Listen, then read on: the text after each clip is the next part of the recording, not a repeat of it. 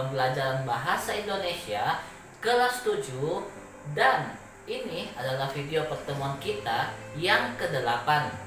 Nah anak-anak, hari ini kita akan mempelajari materi menggali nilai-nilai budaya bangsa. Untuk pembelajaran kali ini kita akan mempelajari materi tentang fabel. Pasti anak-anak bertanya, apa yang dimaksud dengan fabel? Atau ada yang mungkin sudah tahu apa itu fabel? Tahan dulu, sebelum kita membahas mengenai fabel, kita harus melihat tujuan pembelajaran kita saat ini. Nah anak-anak, tujuan pembelajaran kita pada saat ini, yang pertama, kalian nantinya harus mampu mengidentifikasi informasi tentang teks fabel yang dibaca dan didengar. Masih ingat kan apa itu mengidentifikasi? Artinya kalian harus menemukan atau mencari informasi tentang teks fabel yang telah kalian baca atau kalian dengar. Lalu yang kedua, kalian mampu menceritakan kembali isi dari fabel yang telah kalian baca dan dengar.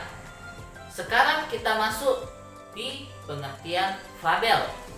Nah anak-anak, tahukah kalian apa yang dimaksud dengan fabel? Fabel merupakan cerita fiksi atau cerita rekaan yang dikembangkan atau dibuat berdasarkan khayalan atau fantasi dengan tokoh utamanya yaitu binatang yang memiliki karakter seperti manusia. Jadi fabel itu merupakan cerita rekaan atau cerita khayalan, berarti tidak ada di dunia nyata. Dan tokoh utama dari fabel adalah binatang. Fabel sendiri termasuk bagian dari jenis dongeng. Jadi pada intinya, fabel merupakan cerita fiksi atau cerita khayalan yang tokoh utamanya adalah binatang. Ciri-ciri dari fabel sendiri itu ada 6. Yang pertama, cerita atau teksnya masih bersifat fiksi. Nah, cerita fiksi artinya fabel ini hanya bersifat khayalan dan tidak ada di dunia nyata. Yang kedua, tokoh utamanya atau para tokohnya adalah binatang. Jadi cerita fabel itu karakter atau tokohnya semua merupakan binatang. Tetapi ingat, para karakter atau tokohnya itu memiliki sifat seperti manusia. Maka dikatakanlah itu adalah sebuah fabel. Jadi dikatakan fabel jika para tokohnya itu adalah binatang. Lalu yang ketiga, pembuka ceritanya menunjukkan kisah yang terjadi pada masa lampau. Nah, dari mana kita tahu bahwa pembukanya itu menceritakan tentang masa lampau? Gampang. Biasanya kata-kata yang digunakan itu adalah suatu hari, atau pada suatu hari, atau alkisah, atau pada zaman dahulu kala. Jadi kata-kata tersebut menunjukkan masa lampau. Lalu yang keempat, tokoh protagonis biasanya dia berakhir dengan happy ending atau berakhir dengan bahagia. Lalu tokoh antagonisnya berakhir dengan sad ending atau berakhir dengan kesedihan. Jadi tokoh protagonisnya dia berakhir dengan happy ending atau berakhir dengan kebahagiaan. Tapi tokoh antagonisnya dia itu berakhir dengan sad ending atau berakhir dengan kesedihan. Lalu yang kelima, setiap cerita dalam fabel itu pasti memiliki pesan moral.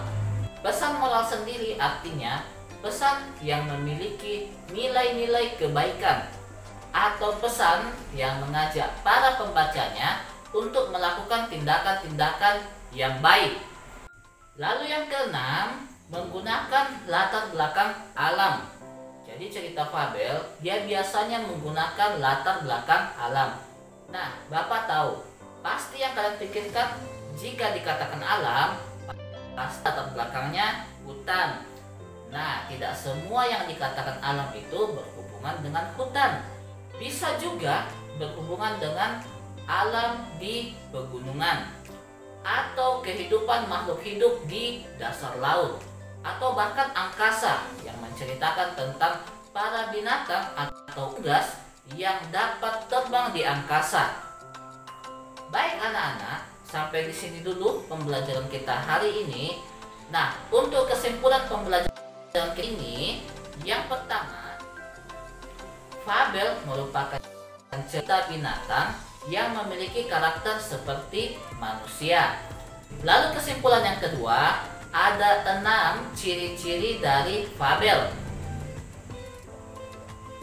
Yaitu yang pertama, ceritanya masih berupa fiksi atau bersifat khayalan. Yang kedua, binatang adalah tokoh utamanya. Ciri-ciri yang berikut atau yang ketiga, pembuka pada cerita menunjukkan kisah yang terjadi pada masa lampau. Lalu yang keempat, umumnya protagonis berakhir dengan kebahagiaan dan antagonis berakhir dengan kesedihan. Lalu yang kelima, setiap cerita pada fabel memiliki pesan moral. Dan yang ciri-ciri yang keenam yaitu menggunakan latar belakang alam.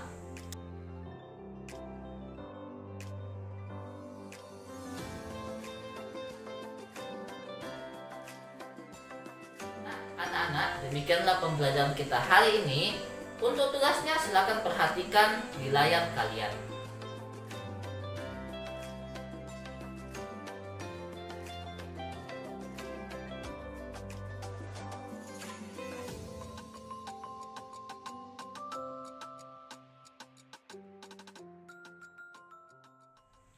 Sekian pembelajaran kita hari ini. Ingat ya, selalu tetap semangat dalam pembelajarannya, tetap menjaga kesehatan kalian, dan sampai bertemu pada pertemuan berikutnya.